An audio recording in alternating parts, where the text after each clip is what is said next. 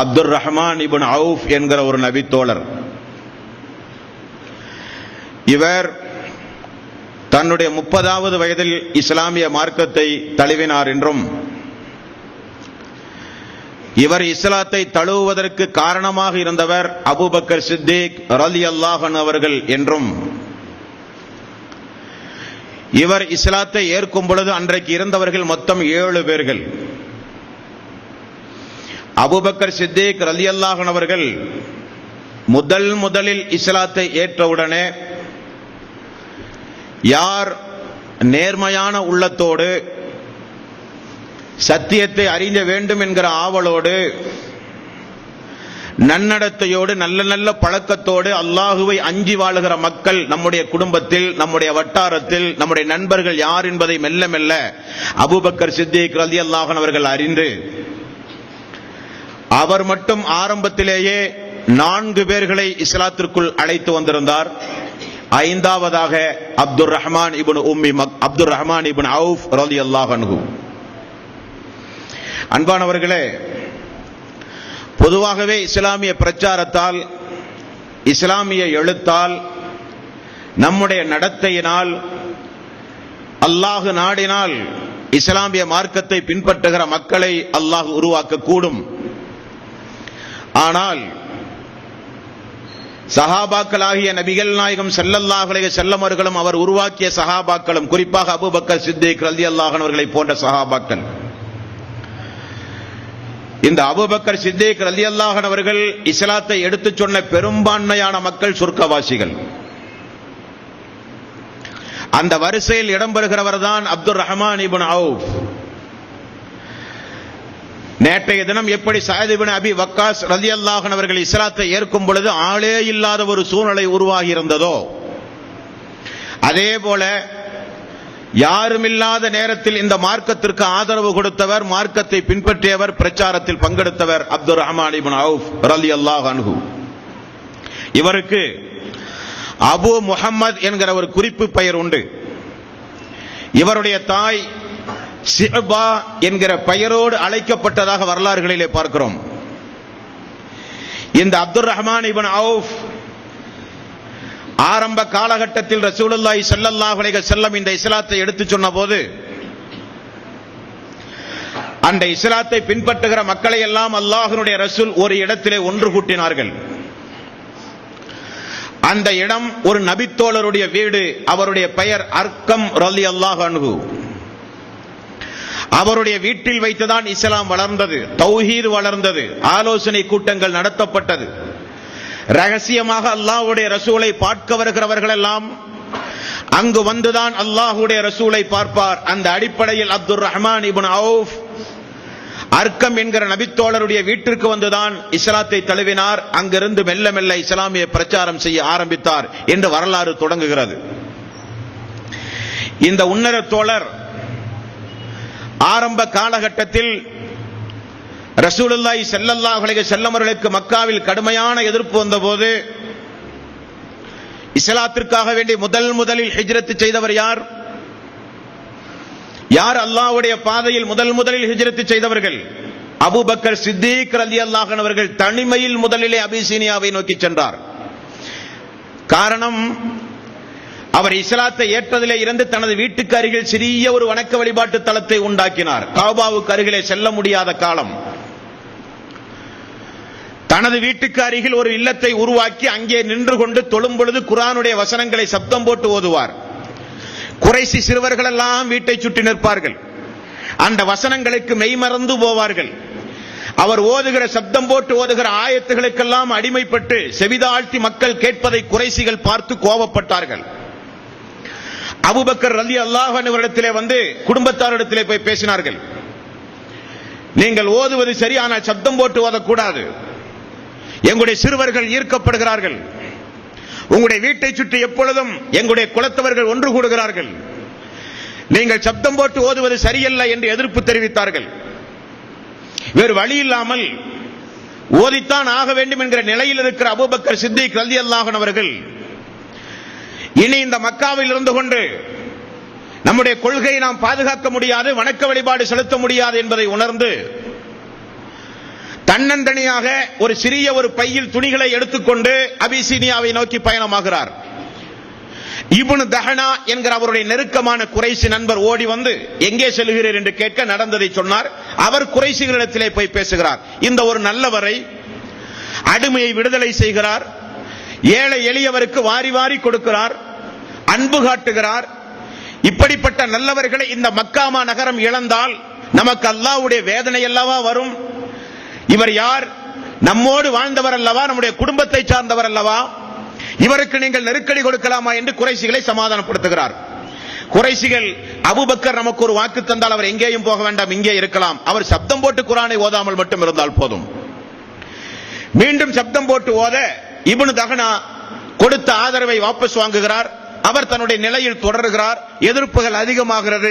இப்படி முதலில் ஹிஜ்ரத் பயணம் மேற்கொண்டவர் அபூபக்கர் சித்திக் ரலியல்லாஹு அன்ஹு. இரண்டாவது, எதிர்ப்புகள் கடுமையான போது ரசூலுல்லாஹி ஸல்லல்லாஹு அலைஹி வஸல்லம் உஸ்மான் ரலியல்லாஹு அன்ஹுடைய தலைமையில் ஒரு குழுவை அபிசீனியாவுக்கு அனுப்புகிறார். அதில் இடம்பெறுகிறவர் தான் இந்த அப்துர் ரஹ்மான் இப்னு அவுஃப்.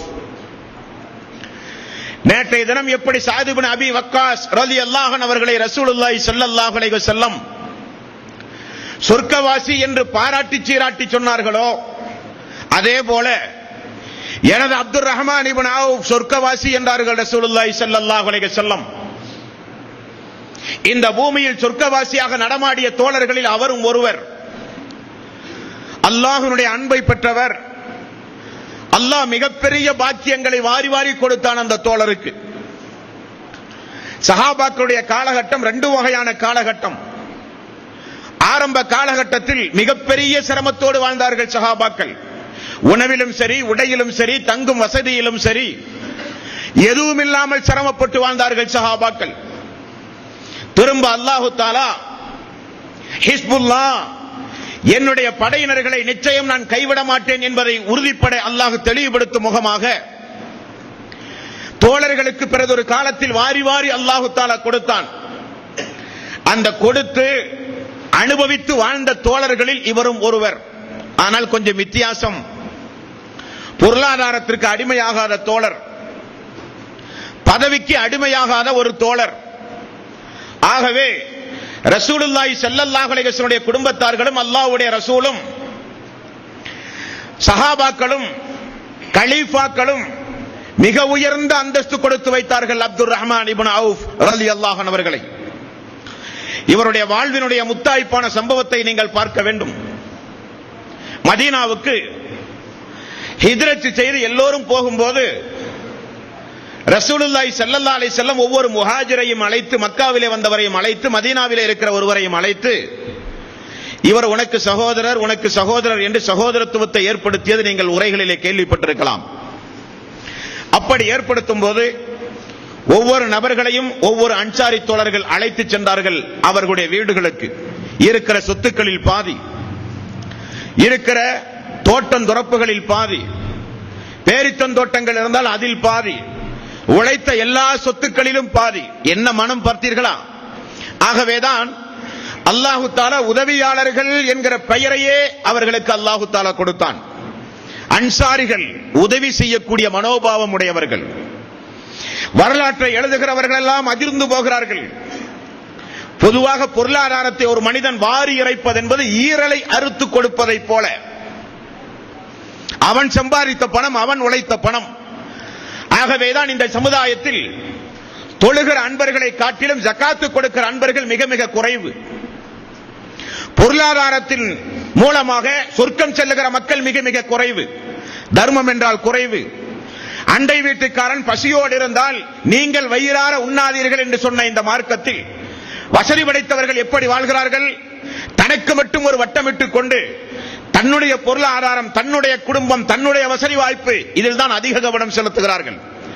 ஆனால் அன்சாரி தோழர்களோ அனைத்தையும் இழந்து வந்தவர்கள் என்னுடைய சகோதரர்கள். அல்லாஹ்வுக்காக நாடு துறந்து ஹிஜ்ரத் வந்தவர்கள் என்னுடைய சகோதரர்கள். ஆகவே மதீனாவில் கஷ்டப்பட்டு சிரமப்பட்டு உழைத்து தான் சேமித்த சொத்துக்கள் அனைத்தையும் பாதி பாதி கொடுத்தார்கள். என்னுடைய சகோதரர், என்னுடைய சகோதரர் என்று. அந்த அடிப்படையில் சாத் இப்னு ரபீஆ என்பவர் அன்சாரி தோழர். அப்துர் ரஹ்மான் இப்னு அவுஃப்க்கு ரசூலுல்லாஹி ஸல்லல்லாஹு அலைஹி வஸல்லம் சகோதரராக்கினார். கொஞ்சம் வித்தியாசம் உண்டு இந்த இடத்தில். எல்லா தோழர்களும் அன்சாரி தோழர்களோடு சேர்ந்து சென்றார்கள். இந்த சஅத் ரலியல்லாஹு அன்ஹு அப்துர் ரஹ்மான் இப்னு அவுஃப் அவர்களை அழைத்துக் கொண்டு வீட்டுக்கு சென்றார். தோழரே, நீங்கள் நாளது தேதி முதல் என்னுடைய சகோதரர். அல்லாஹ்வுடைய ரசூலால் நீங்கள் எனக்கு வாக்களிக்கப்பட்டவர். உங்களுக்கு இதோ எனது தோட்டம் உண்டு, எனது வீடு உண்டு, எனது குடும்பம் உண்டு. எல்லாவற்றிலும் உங்களுக்கு பாதி பாதி. உங்களுக்கு என்ன வேண்டும், எப்படிப்பட்ட வசதி வாய்ப்புகள் வேண்டும் என்று கேட்டார். இப்படி ஒரு கேள்வி வறுமையில் இருக்கிற ஒரு இஸ்லாமிய சகோதரனை பார்த்து ஒரு வசதி படைத்தவர் கேட்டால் நம்முடைய நிலைமை என்ன? வறுமையோடு வாடுகிற அன்பர்களுடைய நிலைமை என்ன? அப்துர் ரஹ்மான் இப்னு அவுஃப் எப்படிப்பட்ட ஏகத்துவவாதி! இந்த இஸ்லாமிய சமுதாயத்திற்கே ஒரு முன்னுதாரணம். நபிகள் நாயகம் ஸல்லல்லாஹு அலைஹி வஸல்லம் அவர்கள் சொன்னார்கள், நீங்கள் அல்லாஹ் உங்களை விரும்பி மக்களும் உங்களை விரும்ப வேண்டுமா என்கிற ஒரு கேள்வி உண்டு. அல்லாஹும் உங்களை நேசித்து மக்களும் உங்களை நேசிக்க வேண்டுமா என்று ரசூலுல்லாஹி ஸல்லல்லாஹு அலைஹி வஸல்லம் ஒரு நாள் கேட்டார். ஆமாம் யா ரசூலல்லாஹ், அல்லாஹ் உங்களை நேசிக்க வேண்டுமானால் உலக ஆசாபாசங்களிலே இருந்து ஒதுங்கி வாழுங்கள். உலகத்தை நேசிக்காதீர்கள், அல்லாஹ் உங்களை நேசிப்பான். மக்கள் உங்களை நேசிக்க வேண்டுமானால் மக்களுடைய பொருளாதாரத்தின் மீது மோகம் கொள்ளாதீர்கள். மக்களுடைய பொருளாதாரத்தை நேசிக்காதீர்கள், மக்களும் உங்களை நேசிப்பார்கள் என்று சொன்ன நபிமொழியின் மூலம் வார்த்தெடுக்கப்பட்டவர் அப்துர் ரஹ்மான் இப்னு அவுஃப். சஅத் அவர்கள் இப்படி சொன்னவுடன் காலுக்கடியில் வந்து அனைத்து சொத்துக்களும் வந்து குவிகிற ஒரே நேரத்தில் அனைத்தையும் இழந்து வந்த சஅத் அப்துர் ரஹ்மான் இப்னு அவுஃப் அவர்களுக்கு அன்சாரி தோழர்கள் கொடுத்த உதவி, கொடுத்த வாக்கு, சொன்னால் செய்கிற நேர்மையான நன்னடத்தை அனைத்தையும் அப்துர் ரஹ்மான் இப்னு அவுஃப் அவர்கள் பார்த்து சஅத் அவர்களுக்கு ஒரு துஆ செய்தார்கள். சஅத் அவர்களே, அல்லாஹ் தஆலா மென்மேலும் உங்களுக்கு வளத்தை தரட்டும். பாரக்கல்லாஹு லக்க, அல்லாஹ் உங்களுடைய பொருளாதாரத்தில் மென்மேலும் அபிவிருத்தியை ஏற்படுத்தட்டும். நீங்கள் எனக்கு செய்ய வேண்டிய பெரிய ஒரு உபகாரம், மக்காவில இருந்து வரும்போது கொஞ்சம் பொருளாதாரத்தோடு நான் வந்திருக்கிறேன். எனக்கு நீங்கள் இங்க இருக்கிற கடை தெருவை காண்பீங்கள், வியாபாரம் செய்து வாழ்க்கை தரத்தை நான் உயர்த்துகிறேன். நீங்கள் எனக்கு தர வேண்டிய பொருளாதாரத்தை எல்லாம் நீங்களே வைத்துக் கொள்ளுங்கள் என்று சொன்ன மாபெரும் ஒரு உன்னதமான ஒரு நபித்தோழர் சஅத் அப்துர் ரஹ்மான் இப்னு அவுஃப். உடனே அவருடைய பெருந்தன்மையை பார்த்து சஅத் ரலியல்லாஹு அன்ஹு அவர்கள் அப்துர் ரஹ்மான் இப்னு அவுஃப் அவர்களை கடை வீதிக்கு அழைத்து சென்று, இவர் என்னுடைய சகோதரர் முஹாஜிர், இவருக்கு வியாபாரம் நிமித்தமாக யார் வேண்டுமானாலும் எதை வேண்டுமானாலும் கொடுக்கலாம், கொடுக்கல் வாங்கலிலே ஈடுபடலாம். இவர் என்னுடைய நெருங்கிய சகோதரர். பார்த்தீர்களா இவர்களை? ரசூலுல்லாஹி ஸல்லல்லாஹு அலைஹி வஸல்லம் இவர் சகோதரர் என்று சொன்னவுடன் எனது சொத்துக்களில் பாதியை அவருக்கு நான் வாரி வழங்கியும், மக்களுடைய பொருளாதாரத்தின் மீது விரும்பாதீர்கள், மாசை வைக்காதீர்கள், மக்களை உங்களை நேசிப்பார்கள் என்கிற நபிமொழிக்கு ஏற்ப இந்த தோழர் சொந்த தொழிலில் முன்னேற வேண்டும் என்கிற ஆர்வத்தோடு வந்திருக்கிறார்கள். ஆகவே கடை தெருவில் இருக்கிற நீங்கள் எல்லோரும் அப்துர் ரஹ்மான் இப்னு அவுஃப் அவர்களுக்கு தேவையான உபகாரங்களை செய்யுங்கள் என்று சொன்னார்கள். அல்லாஹ்வுடைய நாட்டத்தை பார்க்க பாருங்கள். உண்மைதான், ரசூலுல்லாஹி ஸல்லல்லாஹு அலைஹி வஸல்லம் அவர்கள் சொன்னார்கள், யார் தன்னுடைய தேவையை அல்லாஹ்விடத்திலே கேட்கிறார்களோ அல்லாஹ் அவர்களை ஒருபோதும் கைவிட மாட்டான். யார் தன்னுடைய தேவையை அல்லாஹ்வுடைய படைப்பினங்களிடத்திலே கேட்கிறார்களோ அல்லாஹ் அவர்களை கைவிட்டு விடுவான் என்கிற நபிமொழி கேட்ப முழுக்க முழுக்க அல்லாஹ்வை சார்ந்திருந்தார். கொடுத்த தோழருக்காக வேண்டி திரும்ப கொடுத்து அவருக்காக வேண்டி பிரார்த்தனை செய்தார். மெல்ல மெல்ல வியாபாரத்தை தொடங்கி சுபஹானல்லாஹ் அவருடைய வரலாறுகளை பின்னால் நீங்கள் கேளுங்கள். எவ்வளவு பெரிய ஒரு செல்வத்தை செல்வச் செழிப்போடு வாழ்ந்தார், எப்படியெல்லாம் வாழ்ந்தார். சஹாபாக்கள் அவரை எப்படியெல்லாம் பாராட்டி சீராட்டி சொன்னார்கள். அல்லாஹ்வுடைய ரசூலுடைய குடும்பத்தார்கள் எந்த அளவுக்கு அப்துர் ரஹ்மான் இப்னு அவுஃப் அவர்களை நேசித்தார்கள் என்பதையெல்லாம் நீங்கள் கேட்க வேண்டும் தோழர்களே. நிறைய படிப்பினை உண்டு அப்துர் ரஹ்மான் இப்னு அவுஃப் அவருடைய வாழ்க்கையில். எளிமை என்றால் அப்படிப்பட்ட ஒரு எளிமை. தன்னுடைய சொந்த வாழ்வில் எளிமையை பின்பற்றி தான் சம்பாதிக்கிற எல்லா சொத்துக்களையும் அல்லாஹ்வுடைய பாதையில் கொடுப்பதில் தாராள மனம் படைத்தவர். நாமெல்லாம் நேர் மாற்றம். சம்பாதிக்கிற பணத்தில் சொந்த வாழ்வில் தாராளமாக நடத்துவோம். அல்லாஹ்வுடைய பாதை என்று வரும் பொழுது கஞ்சத்தனம் செய்வோம். ஆனால் இந்த உத்தம தோழர் அப்படிப்பட்டவர் அல்ல. சொந்த வாழ்வு மிக மிக எளிமை. ஆனால் சம்பாதிக்கிற எல்லா சொத்துக்களையும் அல்லாஹ்வுடைய பாதையில் செலவு என்று வரும் பொழுது அவருக்கு நிகர் அவர்தான்.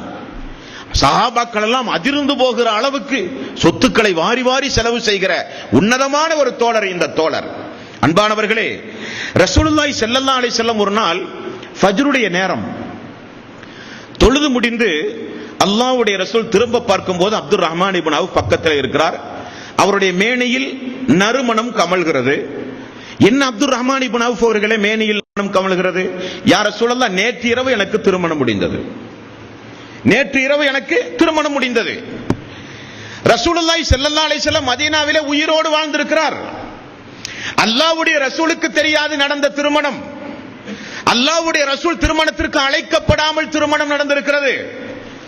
அல்லாஹ்வுடைய ரசூல் கேட்க போய் தனக்கு திருமணம் நடந்ததை குறித்து சொல்லுகிறார். அவர் அறிவிப்பு செய்தாரா எனக்கு திருமணம் நடந்தது என்று? ஒரு திருமணம், ஒரு இஸ்லாமிய திருமணம் எப்படி நடத்தப்பட வேண்டும் என்பதற்கு உலகத்திற்கே முன்மாதிரியாக திகழ்ந்தார் அப்துர் ரஹ்மான் இப்னு அவுஃப். நம்முடைய வாழ்க்கையில் அப்படி ஒரு திருமணம் இந்த சமுதாயத்தில் நடந்தால் என்ன நிலைமை தோழர்களே? ஜமாத்திற்கு தெரியாமல், நண்பர்களுக்கு தெரியாமல், குடும்பத்தின் உறவினர்களுக்கு தெரியாமல் ஆணும் பெண்ணும் பார்த்து மகர் தீர்மானித்து சாட்சியங்கள் முன்னிலையில் பெற்றோருடைய சம்மதத்தின் பேரில் ஒரு திருமணம் நடத்தப்பட்டால் இந்த சமுதாயத்துடைய நிலைமை என்ன? எவ்வளவு கொச்சைப்படுத்தி பேச முடியுமோ அவ்வளவு தூரம் கொச்சைப்படுத்தி பேசுவார்கள். எவ்வளவு தூரம் அந்த மணமகனை ஏச்சுக்களுக்கும் பேச்சுக்களுக்கும் ஆளாக்க வேண்டுமோ அவ்வளவு தூரம் ஆளாக்குவார்கள். அந்த குடும்பத்தை கேவலப்படுத்துவார்கள். காரணம், இவர்கள் பார்த்த மார்க்கம் வேறு, இஸ்லாம் வேறு. ரசூலுல்லாஹி ஸல்லல்லாஹு அலைஹி வஸல்லம் அந்த திருமணத்திற்கு அழைக்கப்படவில்லை. அப்படி இந்த சமுதாயத்தில் புரட்சிகரமான திருமணம் நடத்தப்பட வேண்டும். அப்துர் ரஹ்மான் இப்னு அவுஃப் அதற்கு ஒரு முன்மாதிரி. திருமணம் எளிமையாக்கப்பட்டால் குமர்கள் நிச்சயம் கரை சேர்வார்கள். 40 வயதாகியும் 30 வயதாகியும் திருமணத்தை கனவாக நினைத்துக் கொண்டிருக்கிற பெண்களுக்கு யார் பொறுப்பு இந்த மனித சமுதாயத்தில்? திருமணம் என்றாலே லட்சங்கள் தேவை என்கிற ஒரு மனோபாவம் இந்த சமுதாயத்தில் எப்படி உருவானது? நம்மை சுற்றி நிறைய பரமரத்தவர்களோடு நாம் வாழ்ந்து கொண்டிருக்கிறோம். இந்துக்கள் என்றும், கிறிஸ்தவர்கள் என்றும், புத்தர்கள் என்றும், சீக்கியர்கள் என்றும், மதவாதிகள் என்றும், மதமே கூடாது என்று சொல்லுகிற நிறைய மக்களோடு நாம் வாழ்கிறோம். எல்லாரையும் பார்க்கிறார்கள், அவர்களைப் போல நாமும் வாழ வேண்டும் என்று நினைக்கிறார்கள். இறுதியில் என்னானது? இஸ்லாமிய திருமணம் என்றாலே அது மூட பழக்க வழக்கத்தின் மொத்த தொகுப்பாக இருக்குமோ என நினைக்கக்கூடிய அளவுக்கு சடங்கு சம்பிரதாயம், நாள் நட்சத்திரம் பார்ப்பது, வரதட்சணை என்கிற மிகப்பெரிய கொடிய பாவத்தோடு அரங்கேற்றி பேண்டு வாத்தியம், பல்வேறு வகையான நடன கச்சேரிகள், இவைகளோடு இன்றைக்கு இஸ்லாமிய திருமணம் என்கிற பெயரில் திருமணம் நடத்தப்பட்டால் அந்த குடும்பத்திற்கு அல்லாஹ்வுடைய பாக்கியம் கிடைக்குமா? பர்க்கத் கிடைக்குமா? அருள் கிடைக்குமா? கிடைக்காது. திருமணம் எளிமையாக்கப்பட வேண்டும். வரலாற்று ஆசிரியர்கள் சொல்கிறார்கள், எந்த சமுதாயத்தில் திருமணம் கடுமையாக்கப்படுகிறதோ அந்த சமுதாயத்தில் விபச்சாரம் எளிமையாக நடக்கும் என்றார்கள். ஆண்கள் இன்றைக்கு இலவசமாக திருமணம் செய்கிறார்கள், மிக மிக இலகுவாக. பெண்களுக்கு திருமணம் இந்த சமுதாயத்தில் மிகுந்த ஒரு பாரமாக மாறிவிட்டது என்றால் கேட்கிற இளைய தலைமுறையினர்கள், இதை கேட்டுக் கொண்டிருக்கிற பிள்ளைகளை, ஆண்களை பெற்றிருக்கிற பெற்றோர்கள், இந்த அப்துர் ரஹ்மான் இப்னு அவுஃப் மதீனாவில் என்ன செய்தார்? எப்படி திருமணம் முடித்தார்? அல்லாஹ்வுடைய ரசூல் கேட்க போய் சொன்னார். என்ன நறுமணம், என்ன ஃபஜ்ருடைய நேரத்திலேயே புத்தாடை. யா ரசூலல்லாஹ், நேற்று இரவு திருமணம் முடிந்தது. திருமணம் முடிந்த மணமகன் எங்காவது ஃபஜ்ர் தொழுகைக்கு வந்த உலக வரலாறு உண்டுமா? நல்ல நிலையிலேயே யாரும் ஃபஜ்ருக்கு பள்ளியை நோக்கி வர மாட்டார்கள். ஆனால் புதிய மணமகன் பள்ளிக்கு வந்திருக்கிறார். ரசூலுல்லாஹி ஸல்லல்லாஹு அலைஹி வஸல்லம் கேட்டார்கள், என்ன நறுமணம்? யா ரசூலல்லாஹ், நேற்று திருமணம் முடிந்தது. அப்படியா? ஒரு ஆட்டை அறுத்து விருந்து கொடுக்கலாமே, உங்களுக்கு இருக்கிற வசதிக்கு. யார் திருமண விருந்து போட வேண்டும்? மணமகன் போட வேண்டும் திருமண விருந்து, மணமகள் அல்ல. அந்த பெண்ணை பார்த்து நாள் தீர்மானித்து திருமண அவையிலேயே பேசப்படுகிற சம்பவம் என்ன தெரியுமா? எத்தனை பேரை நாங்கள் அழைத்து வந்தாலும் விருந்து பெண் வீட்டார் தலையிலே சுமத்தப்படுகிற கொடுமை. நிச்சயத்திலே இருந்து, திருமணத்திலே இருந்து, மறுவூடு சிறுவூடு வரை பிள்ளை குழந்தையை பெற்றால் அதற்கு ஒரு சீரு சடங்கு என்று அந்த பெண் வீட்டாரின் ஒட்டுமொத்த பொருளாதாரத்தையும் சுரண்டுகின்ற, அபகரிக்கின்ற ஒரு கொள்ளை கூட்ட கும்பலாக இன்றைக்கு இளைய பட்டாளம் திரைந்து வருகிறது என்றால் இது நியாயம் கிடையாது. அல்லாஹ் ரப்பல் ஆலமீன் அனுமதிக்க மாட்டான். தவறாக அடுத்தவர்களுடைய பொருளாதாரத்தை உண்டாலோ, ஆசைப்பட்டாலோ, அனுபவித்தாலோ நிச்சயம் நாம் இலகுவாக சொர்க்கம் செல்லவே முடியாது. மணமகன் தான் விருந்து போட வேண்டும், மணமகள் அல்ல. மணமகள் அல்லாஹ்வுடைய ரசூலுடைய காலத்தில் உருவாக்கிய ஒரு சமுதாயம், 1400 ஆண்டுகளுக்கு முன்னால் உருவான ஒரு சமுதாயம். இன்றைக்கல்ல, கியாமத் நாள் வரை உருவானால் பெண்ணை பெற்றவர்களுக்கெல்லாம் சந்தோஷம்தான். ஆனால் இன்றைக்கு என்ன, 2-3 பெண்களை பெற்றால் கோடீஸ்வரனும் போண்டியாகி விடுவான் என்று சொல்லுகிற அளவுக்கு பெண்ணை பெற்றாலே பதட்டம்.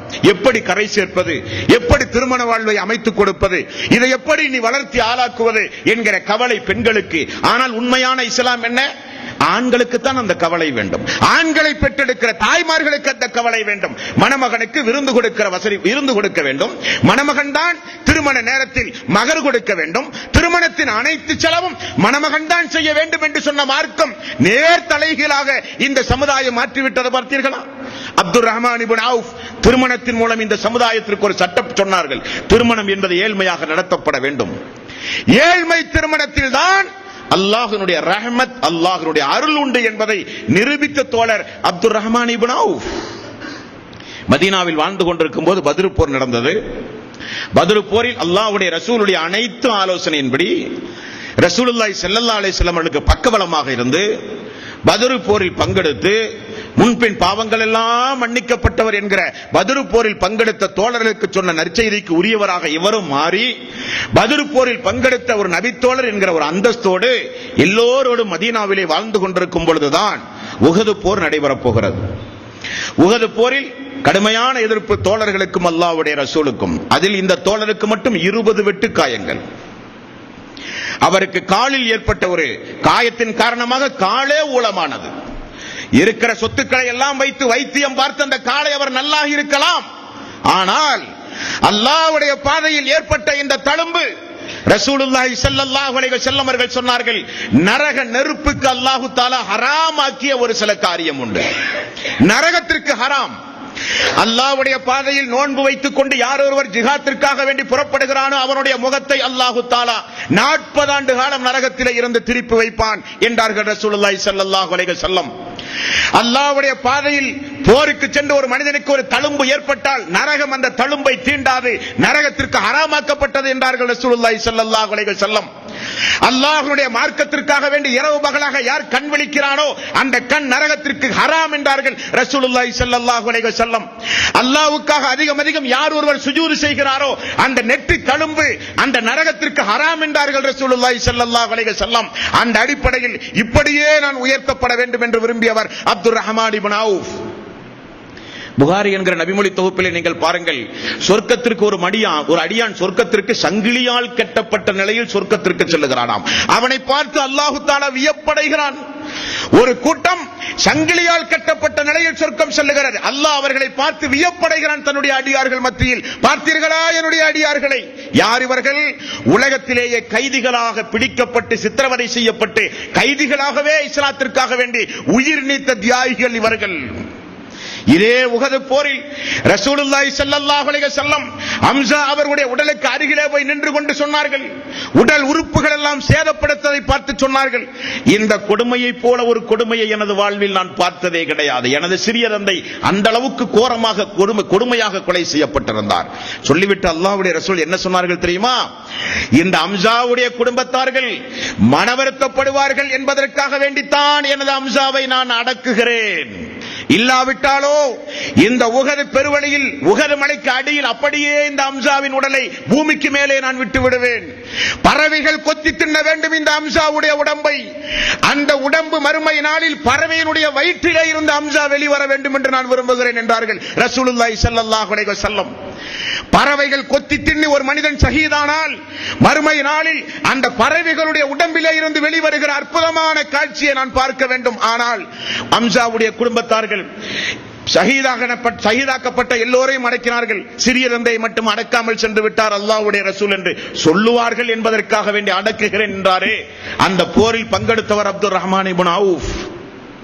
20 காயங்கள், 2 முற்பற்கள் போய்விட்டது, காலிலே காயம் ஏற்பட்டு கால் ஊனமாகிவிட்டது, இப்படியே அந்த மதீனாவில் வாழ்ந்து கொண்டிருக்கிற அப்துர் ரஹ்மான் இப்னு அவுஃப் அவர்களுக்கு ஒரு நாள் ரசூலுல்லாஹி ஸல்லல்லாஹு அலைஹி வஸல்லம் தபூக் போர் என்று சொல்லப்படுகிற ஒரு போர், அந்த போருக்காக வேண்டி நிதி திரட்டுகிற ஒரு நேரம், எல்லா சஹாபாக்களும் வீடுகளுக்கு சென்றவர்கள் எல்லாம் தங்களுடைய வீடுகளில் இருக்கிற எல்லாவற்றையும் கொண்டு வந்து அல்லாஹ்வுடைய பாதையிலே செலவு செய்து கொண்டிருந்த நேரம், அதோ வருகிறார் அப்துர் ரஹ்மான் இப்னு அவுஃப்.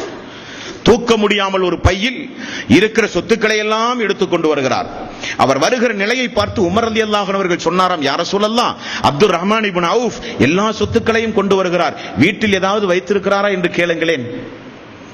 ரசூலுல்லாஹி ஸல்லல்லாஹு அலைஹி வஸல்லம் அவர்கள் கேட்டார்கள், அப்துர் ரஹ்மான் இப்னு அவுஃப் அவர்களை வீட்டில் என்ன வைத்து விட்டீர்கள்? யா ரசூலல்லாஹ், வீட்டில் நிறைய உண்டு, அதை பற்றி ஒன்றும் கவலை இல்லை, வீட்டில் நிறைய உண்டு, என்னதான் உண்டு என்று சொல்லுங்களேன். அல்லாஹ் சொன்னானா இல்லையா? அல்லாஹ்வுடைய பாதையில் யார் ஒருவர் தான தர்மம் செய்கிறார்களோ, ஸதக்கா கொடுக்கிறார்களோ, அல்லாஹ்வுடைய பாதையில் செலவு செய்கிறார்களோ அவர்களுக்கு அருள் வளம் உண்டு, அவர்களுக்கு இரட்டிப்பாக நான் கொடுப்பேன் என்கிற அருள் வாக்கியம் எனது வீட்டில் உண்டு. அல்லாஹ் என்னை கைவிட மாட்டான். இது என்ன சாதாரண இங்கே இருக்கிற தோழர்களுடைய குடும்ப செலவுக்கா கொடுக்கிறேன், அல்லாஹ்வுடைய பாதையில் கொடுக்கிறேன் யா ரசூலல்லாஹ் என்று சொல்லி அனைத்தையும் தியாகம் செய்தார். சஹாபாக்கள் எல்லாம் அதிர்ந்து போனார்களாம். அல்லாஹ்வுடைய ரசூல், இனி அல்லாஹ்வே கொடுத்த சிறப்பு என்ன தெரியுமா? தபூக் போரில் ரசூலுல்லாஹி ஸல்லல்லாஹு அலைஹி வஸல்லம் உயிரோடு இருக்கிறவர் யாருங்க பள்ளியில் இமாம்? யார் இமாம்? ரசூலுல்லாஹி ஸல்லல்லாஹு அலைஹி வஸல்லம் அவர்கள் தான் இமாம். அல்லாஹ்வுடைய ரசூல் பின்னால் நின்று சஹாபாக்கள் இமாமாக நின்று தொழுத சம்பவம் 2 இடத்தில் தான் நீங்கள் ஒட்டுமொத்த லட்சோப லட்ச ஹதீஸ்களிலும் நீங்கள் பார்க்க முடியும். ஒன்று, ரசூலுல்லாஹி ஸல்லல்லாஹு அலைஹி வஸல்லம் மரணப்படுக்கையில் கிடந்த போது, நோய்வாய்ப்பட்ட போது அபூபக்கர் சித்திக் ரலியல்லாஹு அன்ஹு அவர்களுக்கு பின்னால் நின்று தொழுத ஒரு பாக்கியம் அபூபக்கர் அவர்களுக்கு கிடைத்தது. வசனம் ஓதும் போதே அழுதார். அல்லாஹ்வுடைய ரசூல் இருக்கிற இடத்தில் நான் நின்று எப்படி தொழ வைப்பது என்று மன்றாடினார், கெஞ்சினார், கூத்தாடினார். ரசூலுல்லாஹி ஸல்லல்லாஹு அலைஹி வஸல்லம் அவர்தான் நிற்க வேண்டும் என்று கிட்டத்தட்ட சொல்ல அபூபக்கர் சித்திக் அவர்கள் நிற்க அல்லாஹ்வுடைய ரசூல் மாமூமாக நின்று தொழுதார். அதற்கு முந்தையே இவருக்கு கிடைத்த சிறப்பு அப்துர் ரஹ்மான் இப்னு அவுஃப் அவர்களுக்கு தபூக் போர் ஃபஜ்ருடைய நேரம், எல்லோரும் உது செய்து கொண்டிருக்கும் போது தொழுகையுடைய நேரம் வந்தது. ரசூலுல்லாஹி ஸல்லல்லாஹு அலைஹி வஸல்லம் அவர்களை காணவில்லை. திடீரென தபூக் போர்க்களத்தில் வைத்து அங்கே யாரெல்லாம் இருக்கிறார்? அபூபக்கர் சித்திக் அவர்கள் உண்டு, உமர் அவர்கள் உண்டு, அலி அவர்கள் உண்டு, உஸ்மான் ரலியல்லாஹு அன்ஹு அவர்கள் உண்டு, சொர்க்கத்திற்கு வாக்களிக்கப்பட்ட பாராட்டி சீராட்டி சொல்லப்பட்ட எல்லா தோழர்களும் உண்டு. ரசூலுல்லாஹி ஸல்லல்லாஹு அலைஹி வஸல்லம் சபையில் உன்னதமான சபை, உயர்மட்ட ஆலோசனை குழு, வஹி எழுதுகிற சபை. அதுதான் ரசூலுல்லாஹி ஸல்லல்லாஹு அலைஹி வஸல்லம் உடைய காலத்தில் இருந்த மிகப்பெரிய உயர்மட்ட ஆலோசனை குழு. அதுதான் சுப்பீரியர் பவர் கொண்ட அரசு ஆணை அறிவிக்கின்ற ஒரு குழு. ஸைத் பின் ஜாபித் ரலியல்லாஹு அன்ஹு தலைமையில் இருக்கிற குழு. அந்த தோழர்கள் எல்லாம் உண்டு. எல்லோரும் என்ன சொன்னார்கள் தெரியுமா? அப்துர் ரஹ்மான் இப்னு அவுஃப் அவர்களை நீங்கள் எங்களுக்கு தொலைவையுங்கள் என்றார்கள். ஃபஜ்ருடைய நேரம், ஒரு ரக்காத் முடிந்தவுடன் ரசூலுல்லாஹி ஸல்லல்லாஹு அலைஹி வஸல்லம் அவர்கள் வந்து அப்துர் ரஹ்மான் இப்னு அவுஃப் அவர்களை பின்தொடர்ந்து தொழுகிற அளவுக்கு அவர் உன்னதமான தோழர். இந்த வாய்ப்பு யாருக்கும் கிடைக்காது. வரலாற்று ஆசிரியர்கள் சொல்கிறார்கள், அபூபக்கர் சித்திக் ரலியல்லாஹு அன்ஹு அவர்கள் எப்படி அல்லாஹ்வுடைய ரசூலுக்கு இமாமாக நின்று தொழுகை நடத்தினாரோ அந்த அந்தஸ்தை அப்துர் ரஹ்மான் இப்னு அவுஃப் அவர்கள் அடைந்தார்கள். ஆகவே அரசு ஆலோசகராக திகழ்ந்தார் அப்துர் ரஹ்மான் இப்னு அவுஃப். அபூபக்கர் சித்திக் அவர்களுக்கு மட்டுமல்ல, உமர் அவர்களுக்கு மட்டுமல்ல, உஸ்மான் ரலியல்லாஹு அன்ஹு அவர்களுக்கும் கூட எல்லா கலீஃபாக்களுக்கும் நெருங்கிய ஆலோசகர் யார் என்றால் அப்துர் ரஹ்மான் இப்னு அவுஃப் ரலியல்லாஹு அன்ஹு. அல்லாஹ்வுடைய ரசூலுக்கு இமாமாக நின்று தொழுகிற ஒரு பாக்கியம். ரசூலுல்லாஹி ஸல்லல்லாஹு அலைஹி வஸல்லம் தொழுது முடித்த ஃபஜ்ருடைய நேரத்தில் தொழுது முடித்து எல்லா மக்களுக்கும் உரை நிகழ்த்துவதைப் போல உரை நிகழ்த்தி சந்தோஷமடைந்தார்கள் அப்துர் ரஹ்மான் இப்னு அவுஃப் அவர்களை பார்த்து. சொத்தையும் உடல் உறுப்புகளையும் எப்படி அபூபக்கர் சித்திக் ரலியல்லாஹு அன்ஹு அவர்கள் அல்லாஹ்வுடைய பாதையில் இந்த உலகத்தில் அல்லாஹ்வுக்கு அடுத்தபடியாக ஒரு மனிதனை நான் நேசிப்பதாக இருந்தால் அது இந்த அபூபக்கராகத்தான் இருக்க முடியும். காரணம், உடலாலும் பொருளாலும் அல்லாஹ்வுடைய மார்க்கத்திற்காக வேண்டி உதவி செய்தவர் என்று சொன்னதைப் போல அப்துர் ரஹ்மான் இப்னு அவுஃப் அவர்கள் சளைக்காதவர், வாரி வாரி கொடுப்பதில் சளைக்காதவர் அப்துர் ரஹ்மான் இப்னு அவுஃப். அன்பானவர்களே, நபிகள் நாயகம் ஸல்லல்லாஹு அலைஹி வஸல்லம் காலத்தில் எப்படிப்பட்ட சிறப்புக்குரிய அந்தஸ்தோடு இவர் வாழ்ந்தார் என்றால் அவருடைய குடும்பமே அப்துர் ரஹ்மான் இப்னு அவுஃப் அவர்களை நேசித்தது. அவருடைய குடும்பமே அப்துர் ரஹ்மான் இப்னு அவுஃப் அவர்களை நேசித்தது. உமர் ரலியல்லாஹு அன்ஹு அவர்கள் மரண நேரத்தில் ஒரு 6 பேர் கொண்ட ஒரு குழுவை உடனடியாக அவசரமாக நியமனம் செய்கிறார். கத்தி குத்து வாங்கப்பட்டவுடன் அந்த 6 பேர் யாருடைய தலைமையில் இடம்பெற வேண்டும் என்று தீர்மானிக்கும் போது அப்துர் ரஹ்மான் இப்னு அவுஃப் அவர்கள் தான் அந்த 6 பேர் கொண்ட குழுவுக்கு தலைவர். சொன்னார், அப்துர் ரஹ்மான் இப்னு அவுஃப் யாரை அடுத்த கலீஃபாவாக நியமனம் செய்கிறாரோ அவர்களுக்கு நீங்கள் பையத்து செய்ய வேண்டும், அந்த தலைமையின் கீழ் நீங்கள் கட்டுப்பட்டு நடக்க வேண்டும் என்று உபதேசம் செய்கிற அளவுக்கு அப்துர் ரஹ்மான் இப்னு அவுஃப் தலை சிறந்த ஒரு தோழர். சரி, அடுத்த கலீஃபா யார் என்று தீர்மானம் செய்கிற குழுவுக்கு நான் தலைவர் என்றால் தலைமைத்துவம் தனக்கு வேண்டும் என்று விரும்புவது இயற்கை தானே? அந்த ஒரு எண்ணமாவது அவருடைய உள்ளத்தில் வந்திருக்குமா? இன்றைக்கு தலைமைத்துவத்தின் மீது ஆசை கொள்ளாத மனிதர்கள் யார்? பொருளாதாரம், பதவி இரண்டும் தானே இன்றைக்கு மனித சமுதாயத்தையே ஆட்டி படைத்துக் கொண்டிருக்கிறது. பொருளாதாரத்திற்கும் பதவிக்கும் இடையூறாக வருகிறவர்களை எல்லாம் வெட்டி சாய்க்கிற கொடுமையாளர்கள் எல்லாம் இந்த மனித சமுதாயத்திலே உண்டு. பதவி என்றால் எல்லோரும் வாய் திறப்பார்கள். பதவிக்கு ஆசைப்படாத மனிதனே இல்லை என்று சொல்லலாம். அந்த பதவியை தீர்மானிக்கிற பொறுப்பு தன்னுடைய கையில் வைகிறது, அப்துர் ரஹ்மான் இப்னு அவுஃபுடைய கையில். 5 பேரையும் அமர வைத்து என்ன சொன்னார் தெரியுமா? சாதவர்களும் நானும் பொறுப்புக்கு நிச்சயமாக வரமாட்டோம் என்று அறிவிப்பு செய்தான் ஆலோசனையை கூட்டுகிறார் அப்துர் ரஹ்மான் இப்னு அவுஃப். அடுத்த தலைவர் நான் அல்ல, அடுத்த தலைவர் எனது குடும்பத்தை சார்ந்த, உறவு முறையில் சார்ந்த எனது சஅத் இப்னு அபி வக்காஸும் அல்ல சொல்லிவிட்டு சொல்கிறார், உமர் அவர்களுக்கு பிறகு ஒரு கலீஃபா பதவி எனக்கு கிடைப்பதை விட எனது கழுத்தில் வாள் வைத்து அறுக்கப்பட்டு நான் கொலை செய்யப்பட வேண்டும் என்று விரும்புகிறேன் என்று சொன்னார் அப்துர் ரஹ்மான் இப்னு அவுஃப். பதவியை துச்சமாக மதிக்கிறார். காரணம், நமக்கு தேவை சொர்க்கம், நமக்கு தேவை அல்லாஹ். சொர்க்கத்தில் நமக்கு தேவை உன்னதமான இடம், நமக்கு இந்த உலகத்தில் ஒன்றும் தேவையில்லை. அன்பானவர்களே, பொதுவாகவே அல்லாஹ்வுடைய ஒரு ஏற்பாடு என்ன தெரியுமாங்க? நீங்களும் ஒரு பயிற்சி எடுத்து பாருங்கள். சம்பாதிக்கிற பணத்தை தினசரியோ வாரமோ மாதமோ சம்பாதிக்கிற பணத்தை 2.5% ஜக்காத்து கொடுக்கிற ஒரு பழக்கத்திற்கு உங்களை நீங்கள் தயார்படுத்தி பாருங்கள். அல்லாஹ்வுடைய பள்ளியில் ஏதாவது ஒரு தேவைக்காக வேண்டி அறிவிப்பு செய்து கேட்கிற பொழுது தாராளமாக கொடுத்து உதவுகிற ஒரு எண்ணத்தை நீங்கள் உண்டாக்கி பாருங்கள். பாதிக்கப்பட்ட மக்களுக்கெல்லாம் வாரி வாரி கொடுத்து பாருங்கள். உங்களுக்கு தியாக மனப்பான்மை உங்களையும் அறியாமல் உங்களுடைய உள்ளத்திலே வந்துவிடும். எல்லாவற்றையும் துச்சமாக மதித்து விடுவீர்கள். காரணம் என்ன? சம்பாதித்த பொருளாதாரத்தையே வாரி வாரி கொடுத்து பழக்கப்பட்ட உங்களுக்கு எதையும் துறக்க நீங்கள் தயாராகி விடுவீர்கள். அல்லாஹ் அப்படிப்பட்ட ஒரு ஏற்பாட்டை வைத்திருக்கிறான் போலும். அப்துர் ரஹ்மான் இப்னு அவுஃபுடைய வாழ்க்கை ஒரு சான்று. அந்த 5 பேரையும் கூப்பிட்டு சொன்னார்கள், ஆலோசனை 5 பேரிடத்திலே பண்ண முடியாது. ஒரு மனிதருக்கு ஒப்பந்த நகல் கொடுத்து விடுங்கள், அவர் எடுக்கிற முடிவுக்கு நான் கட்டுப்பட தயார் என்று 5 பேரும் ஒன்று கூடி 3 பேராக என்னிடத்திலே வாருங்கள் என்றார். சுபைர் ரலியல்லாஹு அன்ஹு அலி அவர்களுக்கு பொறுப்பு கொடுத்தார். அவர் இருக்கிற எல்லா தீர்மானத்திற்கும் நான் கட்டுப்படுகிறேன் என்றார். சஅத் இப்னு அபி வக்காஸ் சொன்னார், அப்துர் ரஹ்மான் இப்னு அவுஃப் எடுக்கிற அனைத்து முடிவுக்கும் நான் கட்டுப்படுகிறேன் என்றார். உஸ்மான் அவர்களை பார்த்து தல்ஹா அவர்கள் சொன்னார், உஸ்மான் அவர்கள் எடுக்கிற எல்லா முடிவுக்கும் நான் கட்டுப்படுகிறேன் என்றார். 5 பேர் 3 பேர் ஆனார்கள். அலி, உஸ்மான், அப்துர் ரஹ்மான் இப்னு அவுஃப். 3 பேரையும் வைத்து எவ்வளவு அருமையாக ஆலோசனை செய்கிறார். அப்துர் ரஹ்மான் இப்னு அவுஃப் சொன்னார், தலைமை பொறுப்பு என்பது நினைத்து கூட பார்க்காதீர்கள், அப்துர் ரஹ்மான் இப்னு அவுஃப் அதற்கு தகுதியானவர் அல்ல.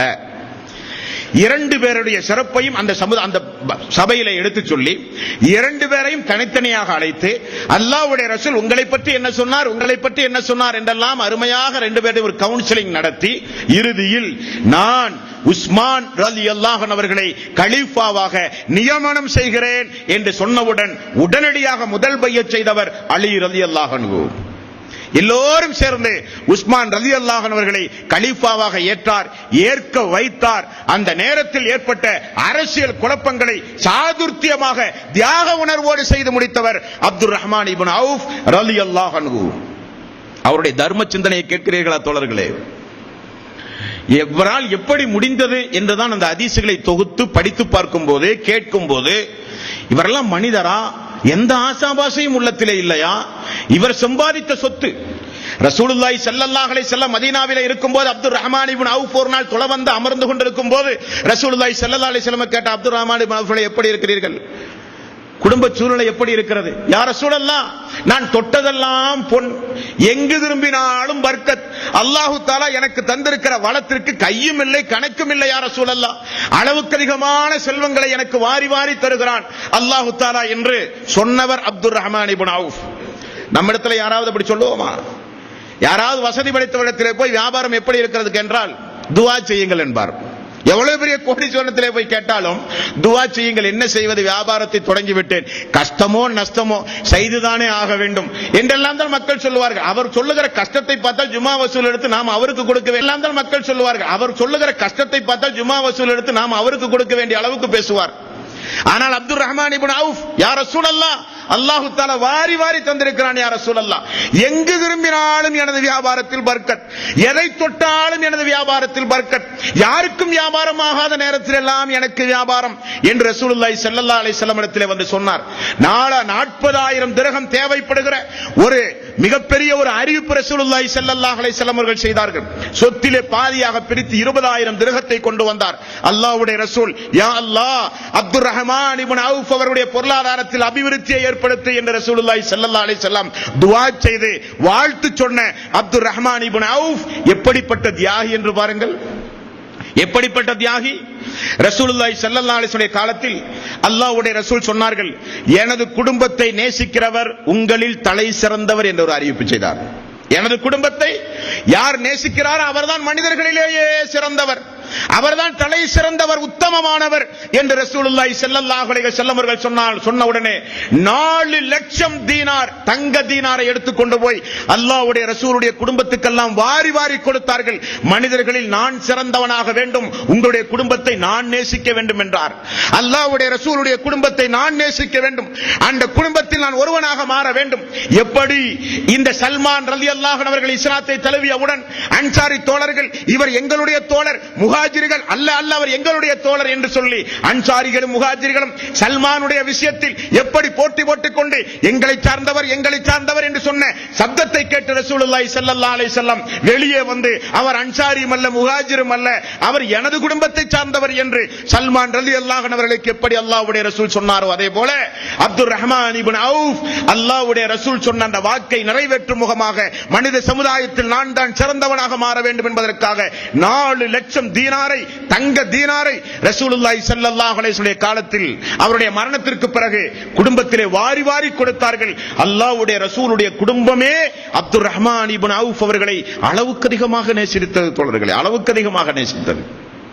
இந்த தோழர் ஒரு நாள் படை வீரர்களுக்கு தேவையான 20,000 படை வீரர்களுக்கு தேவையான குதிரை, அவர்களுக்கு தேவையான உணவு, அவர்களுக்கு தேவையான ஆயுதம் அனைத்தையும் தனது சொந்த செலவிலே செய்து அந்த மதீனா நகரையே பிரமிப்புக்குள்ளாக்கிய தோழர் அப்துர் ரஹ்மான் இப்னு அவுஃப்.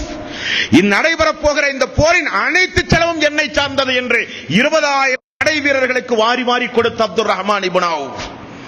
இப்படியெல்லாம் கொடுக்க எப்படிங்க மனம் வந்தது? இப்படியெல்லாம் கொடுக்க எப்படி மனம் வந்தது? கொஞ்சம் யோசித்து பாருங்கள். திடீரென கையில் காசு வந்தால் எங்கேயோ போய் 30 அடிமைகளை போய் விலை கொடுத்து வாங்கி வருவாராம். சந்தையிலே போய் 30 அடிமைகளை வாங்கி கொண்டு வந்து மதீனாவிலே நீங்கள் எல்லாம் சுதந்திரமாக நடங்கள், விடுதலை, அடிமைகளை வாங்கி வாங்கி கொண்டு வந்து விடுதலை செய்கிற மாவீரர் அப்துர் ரஹ்மான் இப்னு அவுஃப். ஒரு நாள் 400 ஒட்டகங்கள் நிறைய வியாபார சரக்கோடு மதீனாவுக்குள் 400 ஒட்டகம் ஒரு நாள் பகல் நேரத்திலே சரசர என வருகிறது. ஆயிஷா ரலியல்லாஹு அன்ஹா வெளியே எட்டு பார்த்தால் ஒரு போர்க்கால நடவடிக்கையை போல 400 ஒட்டகத்தினுடைய முதுகுகளிலும் விலை உயர்ந்த வியாபார பொருட்களோடு மதீனாவுக்குள் நுழைகிறது. வழிநடத்தி வருகிற அந்த மனிதனிடத்தில் ஆயிஷா அவர்கள் கேட்டார்கள், இது யாருடைய 400 ஒட்டகம் நிறைந்த இந்த வணிக பொருளோடு இருக்கிற அந்த வியாபார சரக்கு யாருடையது என்று கேட்கும் போது அப்துர் ரஹ்மான் இப்னு அவுஃப் அவர்களுடையது. பாரக்கல்லாஹு லக்க, அல்லாஹ் தஆலா அவர்களுக்கு மென்மேலும் பர்க்கத்து செய்வானாக. ஆயிஷாவுடைய அறிவிப்பு. அது மட்டுமல்ல தோழரே, நீங்கள் தெரிந்து கொள்ளுங்கள், அப்துர் ரஹ்மான் இப்னு அவுஃப் இடத்திலே போய் சொல்லுங்கள், அவருக்கு மறுமையில் இதைவிட உன்னதமானது அல்லாஹ் தஆலா வைத்திருக்கிறான் என்று சொல்லுங்கள் என்றார். வழிநடத்தி வந்த அந்த தோழர் ஓடி போய் அப்துர் ரஹ்மான் இப்னு அவுஃப் இடத்திலே, நான் வரும்பொழுது ஒரு பெண்மணி இப்படி சொன்னார்கள், அவருடைய பெயர் ஆயிஷா என்று சொன்னார். ஓடி வந்தார். என்ன சொன்னீர்கள்? அல்லாஹ் தஆலா மறுமை நாளில் உங்களுக்கு இதைவிட மேன்மைக்குரியதை அல்லாஹ் வைத்திருக்கிறான் என்று சொன்னீர்களா ஆயிஷா அவர்களே? ஆமாம். இதோ உங்களை நான் சாட்சியாக ஆக்கி, அல்லாஹ்வை சாட்சியாக உங்களுக்கு முன்னிலையில் ஆக்கி, இதோ இந்த 400 ஒட்டகம் நிறைய வந்த இந்த வணிக பொருள்கள் அனைத்தையும் அல்லாஹ்வுடைய பாதையிலே சதக்காவாக இதோ நான் செய்கிறேன் என்று மதீனாவுக்குள் நுழைந்த 400 ஒட்டகம் நிறைய வணிக பொருள்களை வாரி வாரி கண்ணிமைக்கும் நேரத்திற்குள் கொடுத்த தியாகி அப்துர் ரஹ்மான் இப்னு அவுஃப். அப்துர் ரஹ்மான் இப்னு அவுஃப், பத்ர் போரில் யாரெல்லாம் பங்கெடுத்தீர்கள் என்று ஒரு நாள் கேட்டார். 300க்கும் அதிகமான தோழர்கள் அன்றைக்கு இருந்த நேரம் ஒரு அறிவிப்பு செய்தார். நான் மரணிக்கின்ற வரை பத்ர் போரில் பங்கெடுத்த தோழர்களுக்கு மட்டும் மாதம் 400 திரகம் குடும்ப செலவுக்கு அப்துர் ரஹ்மான் இப்னு அவுஃபாவை நான் தருகிறேன் என்று சொல்லி மரணிக்கின்ற வரை பத்ரிலே பங்கெடுத்த தோழர்களுக்கு மாத வருமானமாக 400 திரகத்தை கொடுத்து வாழ்ந்தவர் அப்துர் ரஹ்மான் இப்னு அவுஃப். அப்துர் ரஹ்மான் இப்னு அவுஃப். அன்பானவர்களே, இப்படியெல்லாம் இவர் தியாகம் செய்ய என்ன காரணம்? தர்மத்திற்கு அவ்வளவு சிறப்புண்டு. ரசூலுல்லாஹி ஸல்லல்லாஹு அலைஹி வஸல்லம் அவர்கள் சொன்னார்கள், அல்லாஹ்வுடைய பாதையில் கடிவாளம் இடப்பட்ட ஒரு ஒட்டகத்தை நீங்கள் சதக்காவாக நீங்கள் கொடுத்தால் அல்லாஹ் மறுமை நாளில் அதே போல கடிவாளம் இடப்பட்ட 700 ஒட்டகங்களை உங்களுக்கு தருவான். ஒன்றுக்கு 700. இதில் வார்த்தெடுக்கப்பட்டவர் அந்த தோழர். இதில் வார்த்தெடுக்கப்பட்டவர் அந்த தோழர். சதக்கா என்றால், தர்மம் என்றால் சாதாரணமாக நினைத்து விடாதீர்கள். முஸ்லிமிலே வருகிற ஒரு சம்பவத்தை பாருங்கள். ஒரு நாள் ரசூலுல்லாஹி ஸல்லல்லாஹு அலைஹி வஸல்லம் வீட்டுக்கு வரும்போது ஆயிஷா ரலியல்லாஹு அன்ஹா அவர்கள் அழுது கொண்டிருக்கிறார் வீட்டினுடைய வாசலில். அப்பொழுதுதான் அந்த சம்பவம் நடந்திருக்கிறது. என்ன ஆயிஷாவே, என்ன பிரச்சனை, என்ன காரணம், ஏன் அழுது கொண்டிருக்கிறீர்கள் என்று கேட்டார்கள். ஆயிஷா ரலியல்லாஹு அன்ஹா சொன்னார், யா ரசூலல்லாஹ், 2 குழந்தையோடு ஒரு தாய் இப்பொழுது இங்கே வந்தார்கள். அவர்கள் நடந்து கொண்ட முறையை பார்த்து நான் என்னால் தாங்க முடியாமல் அழுது கொண்டிருக்கிறேன் என்று சொன்னார்கள். அப்படி என்ன நடந்தது என்று கேட்டார். 2 குழந்தையோடு ஒரு தாய் வந்து உண்ணுவதற்கு ஏதாவது உண்டுமா என்று கேட்டார்கள். நான் வீட்டுக்குள் போய் அங்குமிங்குமாக தேடி பார்த்தேன். ஒரு 3 பேரித்தம்பழம் இருந்தது யா ரசூலல்லாஹ். அதை எடுத்து வந்து அந்த தாயினுடைய கையிலே கொடுத்தேன். அந்த தாய் 2 பேரித்தம்பழத்தை 2 குழந்தைகளுக்கும் 1 வீதமாக கொடுத்து மீதமுள்ள ஒரு பேரித்தம்பழத்தை அவள் உண்ணுவதற்கு முயற்சி எடுத்தாள் யா ரசூலல்லாஹ். அப்பொழுது அந்த குழந்தைகள் அந்த பேரித்தம்பழம் தங்களுக்கு வேண்டும் என்று மன்றாட அந்த தாய் பட்டினி கிடந்து அந்த பேரித்தம்பழத்தை 2ஆக பிரித்து மீதி உள்ள அந்த ஒரு பேரித்தம்பழத்தையும் 2ஆக பிரித்து 2 குழந்தைகளுக்கும் கொடுத்து அந்த தாய் பட்டினியானால் யா ரசூலல்லாஹ். நான் உடனே வீட்டுக்குள் போய் தாயினுடைய பசியை போக்க வேறு ஏதாவது உண்டுமா என்று கேட்டேன். பார்த்தேன், நமது வீடும் பட்டினியாகத்தானே யா ரசூலல்லாஹ் கிடக்கிறது என்று சொன்னார். ரசூலுல்லாஹி ஸல்லல்லாஹு அலைஹி வஸல்லம் அவர்கள் சொன்னார்கள், அந்த பெண் சொர்க்கவாசி. அந்த பெண் சொர்க்கவாசி. குழந்தைகளின் மூலம் சோதிக்கப்பட்டு அந்த சோதனையை தாங்கி தான் பட்டினி கிடந்தும் தனது மகளை வளர்த்து ஆளாக்க வேண்டும் என்று விரும்பிய அந்த தாய் சொர்க்கவாசி, நரகத்திலிருந்து பாதுகாப்பு பெற்றவள் என்று ரசூலுல்லாஹி ஸல்லல்லாஹு அலைஹி வஸல்லம் அவர்கள் சொன்னார்களே, அதுதான் தர்மம். தனக்கு தேவை இருந்தும் பிறருடைய நலனின் மீது அக்கறை கொண்டு தர்மங்களையும் உபகாரங்களையும் செய்வது அல்லாஹ்வை அப்படியே சந்தோஷப்படுத்திவிடும். ஆகவேதான் ரசூலுல்லாஹி ஸல்லல்லாஹு அலைஹி வஸல்லம் அவர்கள் அப்படி சொன்னார்கள். இது தர்மத்தினுடைய சிறப்பு. ஏழை எளிய மக்களின் மீது இரக்கம் காட்டி வாரி வாரி கொடுப்பதனுடைய சிறப்பு தோழர்களே. ரசூலுல்லாஹி ஸல்லல்லாஹு அலைஹி வஸல்லம் அவர்களுடைய காலத்தில் வாழ்ந்த இந்த தோழரை பாருங்கள். இவர் எப்பொழுதும் ஒரு சில நேரங்களிலே அழுவார். எதற்காக அழுவார்? எதற்காக அழுவார்? நம்முடைய வாழ்வில் எதற்கெல்லாமோ கண்ணீர் சிந்துகிறோம். நாம் நமக்கு நோய்வாய் ஏற்படும் பொழுது, நமக்கு கஷ்டம் ஏற்படும் பொழுது, நமக்கு சங்கடம் ஏற்படும் போது, நாம் விரும்புகிற நபருக்கு ஏதாவது நோய் நொடிகள் வந்தால், இழப்புகள் வந்தால், சங்கடங்கள் வந்தால், வியாபார நெருக்கடிகள் வந்தால், மன உளைச்சலுக்கு ஆனானால், இப்படி நம்முடைய சொந்த வாழ்வில் நாம் நிறைய அழுதிருக்கிறோம். ஆனால் சஹாபாக்கள் அழுவார்கள். யாருக்காக? அவர்களுக்காக வேண்டி அல்ல, அவர்களுக்காக வேண்டி அல்ல. ஒரு நாள் ஈரான் நாட்டிலே இருந்து விலை உயர்ந்த பேரித்தம்பழம், மிக விலை உயர்ந்த ஜைத்தூன் எண்ணெய் போன்ற உயர் ரகமான உணவுப் பொருள்கள் அப்துர் ரஹ்மான் இப்னு அவுஃப் அவர்களுக்கு கொண்டு வரப்பட்டது. உண்ணுவதற்கு முன்னால் அழுகிறார். தோழர்கள் கேட்கிறார்கள், ஏன் அழுகிறீர்கள்? உங்களுக்கு தெரியாதா? ரசூலுல்லாஹி ஸல்லல்லாஹு அலைஹி வஸல்லம் உடைய வீடுகளில் தொடர்ந்து 3 நாள் அடுப்பெரியாமல் இந்த மதீனாவில் வாழ்ந்த தூதர், அவருடைய குடும்பம் தொடர்ந்து 3 நாள் வயிறார உண்ணாததை நான் பார்த்திருக்கிறேன். ஆனால் அல்லாஹு தஆலா எவ்வளவு பெரிய செல்வச் செழிப்பை நமக்கு தந்திருக்கிறான் என்று சொல்லி அழுவாராம். ஒரு நாள் ஒரு விருந்தாளியை அழைத்து சென்றாராம். அந்த விருந்தாளி உண்ணுகிற பொழுது இவர் மட்டும் உண்ணாமல் அழுது கொண்டே இருந்தார். அதே விருந்தாளி திரும்ப கேட்ட போதும் அந்த அப்துர் ரஹ்மான் இப்னு அவுஃப் அவர்கள் சொன்ன பதில், எனது தோழர்களை நான் நினைத்து பார்க்கிறேன். அவர்கள் எல்லாம் மிகுந்த கஷ்டப்பட்டு துன்பப்பட்டு இந்த மதீனா பெருவழியில் ஒரு நாளைக்கு 2 பேரித்தம்பழம் 3 பேரித்தம்பழம் என்றெல்லாம் வாழ்க்கை நடத்தியதை நினைத்து பார்க்கிறேன் என்று சொல்லி அழுதாராம். ஒரு நாள் அழுதார். தோழர்கள் கேட்டார்கள், நான் எனது முஸ்அபை நினைத்து பார்க்கிறேன். மக்கா நகரில் எங்களைப் போல ஆரம்ப காலகட்டத்தில் இஸ்லாத்தில் இணைந்தார். ஆனால் குடும்ப பாரம்பரியம் செல்வ செழிப்போடு வாழ்ந்தவர் முஸ்அப் ரலியல்லாஹு அன்ஹு. இஸ்லாத்தை ஏற்றார் என்ற ஒரே காரணத்திற்காக உடுத்த துணியோடு விரட்டி அடிக்கப்பட்டார் குடும்பத்தார்களின் மூலம். ரசூலுல்லாஹி ஸல்லல்லாஹு அலைஹி வஸல்லம் சொந்த மகனை அரவணைப்பதை போல முஸ்அபை அரவணைத்தார். முஸ்அப் ரலியல்லாஹு அன்ஹு அவர்கள் ஒரு வீதியிலே நடந்தால் அவர்தான் இங்கே வந்து போனார் என்று சொல்லுகிற அளவுக்கு மேனியிலே நறுமணம் கமலும். அவர் அணியாத ஆடை இல்லை, அவர் போடாத செருப்புகள் இல்லை, அவர் பூசாத நறுமணம் இல்லை. அப்படிப்பட்ட முஸ்அப் காலையில் ஒரு உணவு, மாலை ஒரு உணவு, இரவிலே ஒரு உணவு என்று வகை வகையாக உணவு உண்டு வாழ்ந்த முஸ்அப் அவர்கள் ரசூலுல்லாஹி ஸல்லல்லாஹு அலைஹி வஸல்லம் சபையில் எப்பொழுது சேர்ந்தாரோ அப்பொழுதிலே இருந்து அல்லாஹ்வுடைய ரசூல் பட்டினி கிடந்தால் அவர் பட்டினி கிடப்பார், அல்லாஹ்வுடைய ரசூலை யாராவது அடித்தால் அவரும் அடி வாங்குவார், அல்லாஹ்வுடைய ரசூலை யாராவது ஏசினால் அந்த கூட்டத்தில் இருப்பார். சமூக பகிஷ்காரம் அபூ தாலிப் கணுவாயில் செய்த போது மரப்பட்டைகளை எல்லாம் கரைத்து கரைத்து குடித்தார் முஸ்அப் ரலியல்லாஹு அன்ஹு அவர்கள்.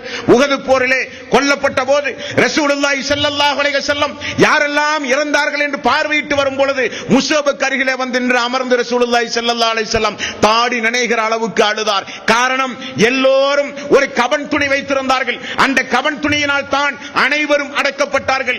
எனது முஸ்அப், எங்களுடைய முஸ்அப் உஹது போர்க்களத்தில் ஷஹீதாக கிடந்த போது என்ன வைத்திருந்தார் என்று பார்த்தார் ரசூலுல்லாஹி ஸல்லல்லாஹு அலைஹி வஸல்லம். சிறிய ஒரு துண்டு, தலை மூடினால் கால் தெரியுமாம், கால் மூடினால் தலை தெரியுமாம். ஆகவே ரசூலுல்லாஹி ஸல்லல்லாஹு அலைஹி வஸல்லம் தலையை மூடி காலை புற்புண்டுகளை கொண்டு நிரப்பி அடக்கினார் எங்களுடைய முஸ்அபை. அவரை நான் நினைத்து பார்க்கிறேன். அல்லாஹு தஆலா மிகப்பெரிய சோதனை, 2 சோதனையை கொண்டு அல்லாஹு தஆலா எங்களை சோதித்தான். ஒன்று, மிகப்பெரிய நெருக்கடியான வாழ்வு, அடி உதைகள், உயிர் பலி போன்ற, ரத்தம் சிந்துதல் போன்ற மிகப்பெரிய சோதனைகளை கொண்டு அல்லாஹ் எங்களை சோதித்தான்.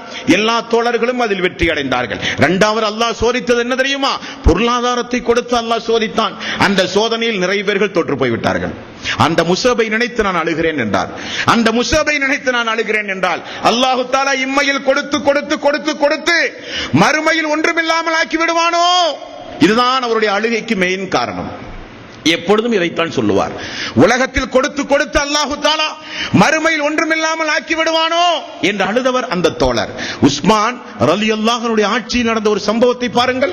உஸ்மான் ரலியல்லாஹு அன்ஹு அவர்கள் ஹும்ரான் என்று சொல்லப்படுகிற ஒரு நபி தோழருடைய கையில் ஒரு நாள் திடீரென ஒரு கடிதம் கொடுத்து அனுப்புகிறார். உஸ்மான் ரலியல்லாஹு அன்ஹு அவர்கள் கடிதத்தை பிடித்து பார்க்கிறார். அந்த கடிதத்தில் எழுதப்பட்ட வாசகம் அவரை அப்படியே திகிலுக்குண்டாக்கி விட்டது. உஸ்மான் அவர்கள் ஹும்ரானுக்கு எழுதப்பட்ட கடிதத்தில் சொல்கிறார், என்னுடைய மரணத்திற்கு பிறகு அடுத்த கலீஃபா நிச்சயம் நீங்கள் தான் பொறுப்பேற்று மக்களை வழிநடத்த வேண்டும் என்று உஸ்மான் வசியத்து செய்த அந்த தபாலை படித்தவுடன் இந்த உத்தம சீலர், பதவியை விரும்பாதவர், சொத்துக்கள் அனைத்தையும் அல்லாஹ்வுடைய பாதையிலே செலவு செய்தவர் என்ன செய்தார் தெரியுமா? ஓடி போய் 2 ரக்காத் மஸ்ஜித் நபவியிலே தொழுது, யா ரசூல், அல்லாஹ்வுடைய ரசூலுடைய கபருக்கு அருகிலே போய் நின்று கொண்டு, அல்லாஹ்வே நீ சாட்சி, உஸ்மான் ரலியல்லாஹு அன்ஹு அவர்கள் அவருக்கு பிறகு என்னை கலீஃபாவாக நியமனம் செய்கிறார். அவர் உயிரோடு வாழும் காலத்திலேயே என்னை நீ மரணிக்க செய்ய அல்லாஹ், என்னை உயிரோடு வாழ வைக்காதே யா அல்லாஹ், எனக்கு இந்த பதவி அது இது எல்லாம் எனக்கு ஒன்றும் வேண்டாம் யா அல்லாஹ், அவர் உயிரோடு வாழும் பொழுது என்னை மரணிக்க செய் என்று துஆ செய்தார். துஆ பலித்தது. அதான் உண்மை. துஆ பலித்தது. உஸ்மான் அலி அவருடைய காலத்தில் வாழ்ந்த பிரச்சனைகள், முஆவியாவுடைய காலத்தில் வாழ்ந்த பிரச்சனைகளுக்கு முன்னாலே அல்லாஹு தஆலா அவரை அழைத்து விட்டான். துஆ செய்தார், அல்லாஹ்வே உஸ்மான் உயிரோடு வாழும் பொழுதே என்னை மரணிக்க செய். சக்கராத்துடைய நேரம் நெருங்கியது. சக்கராத்துடைய நேரம் நெருங்கியது. சக்கராத்துடைய நேரம் நெருங்கும் போது ஆயிஷா அவர்கள் சொல்லிவிட்ட தகவல் தெரியுமா உங்களுக்கு? எந்த நபித்தோழருக்கும் சொல்லவில்லை. உமர் அவர்கள் கத்தியால் குத்தப்பட்டு ரத்தம் பீரிட்டு வரும்போது, மரண நேரம் நெருங்கும் போது உமர் அவர்கள் தனது மகன் இப்னு உமரை அழைத்து அவசர அவசரமாக சொன்ன செய்தி, எனது தாய் ஆயிஷாவிடத்திலே போய் உடனடி அனுமதி வாருங்கள், அல்லாஹ்வுடைய ரசூலுக்கு அருகில் என்னை அடக்க வேண்டும் என்று நான் விரும்புகிறேன் என்றார்கள். ஆயிஷா அவர்கள் சொன்னார்கள், அது எனக்காக வேண்டி நான் வைத்திருந்த இடம். உமர் அவர்கள் இப்படி கேட்ட காரணத்தினால் அடக்குவதற்கு நான் அனுமதி கொடுக்கிறேன் என்றார். 1 நாள் அல்ல, 2 நாள் அல்ல, 4 நாள் 5 நாள் ஆகி சக்கராத்துடைய நேரம் நெருங்கும் போது மீண்டும் கேட்டார்கள். ஆயிஷா அவசரப்பட்டு சொன்னார்களோ எனது தாய், மீண்டும் ஒரு முறை அனுமதி வாருங்கள் என்று சொல்ல இப்னு உமர் அவர்கள் ஓடிப்போய் எனது தந்தைக்கு என்ன பதில் என்று கேட்டார். ஆயிஷா சொன்னார்கள், முழு மனதோடு சம்மதிக்கிறேன், அவர் அல்லாஹ்வுடைய ரசூலுக்கு பக்கத்திலே அடக்கம் செய்யப்படட்டும் என்று சொன்னார். சொன்னார். அபூபக்கர் அவர்கள், உமர் அவர்கள் அல்லாஹ்வுடைய ரசூலுக்கு பக்கத்தில் அடக்கம் செய்யப்பட்ட காட்சியை இன்றைக்கும் நீங்கள் பார்க்கலாம். இது அவர்கள் அனுமதி கேட்டது. ஆனால் அப்துர் ரஹ்மான் இப்னு அவுஃப் மரண நேரத்தில், சக்கராத்துடைய நேரத்தில் கிடக்கும் போது ஆயிஷா அவர்கள் தகவல் சொல்லி விடுகிறார்கள், அப்துர் ரஹ்மான் அவர்கள் விரும்பினால் அல்லாஹ்வுடைய ரசூலுக்கு பக்கத்திலே அடக்க நான் சம்மதிக்கிறேன் என்றார்கள். அப்துர் ரஹ்மான் இப்னு அவுஃப் அவர்கள் சொன்னார்கள், அந்த அளவுக்கு நான் உயர்ந்தவனும் அல்ல என்றார்கள். அப்துர் ரஹ்மான் இப்னு அவுஃப், அல்லாஹ்வுடைய ரசூலுக்கு பக்கத்தில் அடக்கம் செய்யப்படுகிற அளவுக்கு நான் உயர்ந்தவன் அல்ல, என்னை உஸ்மான் இப்னு மதுஊன் அவருக்கு அருகில் என்னை அடக்குங்கள், நாங்கள் இருவரும் அப்படிப்பட்ட ஒரு ஒப்பந்தம் செய்திருக்கிறோம், நான் மரணித்தால் எனக்கு பக்கத்திலே நீங்கள் அடக்கம் செய்யப்பட வேண்டும், நீங்கள் மரணித்தால் உங்களுக்கு பக்கத்திலே நான் அடக்கம் செய்யப்பட வேண்டும். இப்படி உஸ்மான் இப்னு மதுஊன் அவர்களுக்கும் எனக்கு மத்தியிலே ஒரு உடன்படிக்கை உண்டு. அந்த அடிப்படையில் பொது மையவாடியாகிய பக்கீர் கபரஸ்தானில் என்னை கொண்டு போய் அடக்குங்கள், அல்லாஹ்வுடைய ரசூலுக்கு அருகில் அடக்கி என்னை உயர்ந்தவனாக காட்ட நான் விரும்பவில்லை என்றார். மரணம் நடந்தது. உஸ்மான் தொழுக வைத்தார். உஸ்மான் ரலியல்லாஹு அன்ஹு அவர்கள் தொழுக வைத்தார். கேட்டாரா இல்லையா, யா அல்லாஹ், உஸ்மான் அவர்கள் உயிரோடு இருக்கும் பொழுதே என்னை மரணிக்க செய்வாயாக, இப்படிப்பட்ட பதவி, உயர்வு, அந்தஸ்து ஒன்றும் எனக்கு வேண்டாம் யா அல்லாஹ், இப்படியே இருந்து நான் மரணிக்க வேண்டும் யா அல்லாஹ் என்று சொன்னாரே. அல்லாஹ் தஆலா துஆவை அங்கீகரித்தான். மரணம் வந்தது. உஸ்மான் ரலியல்லாஹு அன்ஹு அவர்கள் தொழ வைத்தார். உஸ்மான் அவர்களும் சாத் பின் அபி வக்காஸ் ரலியல்லாஹு அன்ஹு அவர்கள் ஆருயிர் தோழர், நேசத்திற்குரிய தோழர், இரண்டு பேரும் ஜனாசாவை தூக்கி கொண்டு போய் அடக்கினார்கள். இன்னா லில்லாஹி வ இன்னா இலைஹி ராஜிஊன் என்று சரித்திரம் படைத்தவர் அப்துர் ரஹ்மான் இப்னு அவுஃப் ரலியல்லாஹு அன்ஹு அவர்கள். தங்களுடைய கிட்டத்தட்ட தங்களுடைய 75வது வயதில் மரணமானவர் அப்துர் ரஹ்மான் இப்னு அவுஃப். இப்படி சஹாபாக்களுடைய வாழ்க்கை வரலாறுகள் கதையல்ல தோழர்களே, இது ஒரு கதாபாத்திரம் அல்ல, இது வரலாறு, சத்திய வரலாறு. அல்லாஹ் இந்த பூமியில் இப்படி மனிதர்கள் உண்டு, வாழ்ந்திருக்கிறார்கள் என்பதை நிகழ்த்தி காட்டிய வரலாறு. இது நேரம் போவதற்கோ, பொழுது போவதற்கோ, கேட்கவோ, உரை நிகழ்த்தவோ இங்கே நாமெல்லாம் ஒன்று கூடவில்லை. படிப்பினை பெற வேண்டும். இவர்களை போல் நாம் வாழாவிட்டாலும் ஏதாவது ஒரு துறை அப்துர் ரஹ்மான் இப்னு அவுஃப் பொருளாதாரத்தை விரும்பாத, பொருளாதாரத்தை வாரி வாரி அல்லாஹ்வுடைய பாதையில் செலவு செய்த அந்த ஒரு துறையில் நமக்கு ஒரு முன்மாதிரி. வசதி படைத்தவர்கள் ஜக்காத்து கொடுங்கள், இல்லாதவர்களை, பாவப்பட்டவர்களை கொஞ்சம் பாருங்கள்.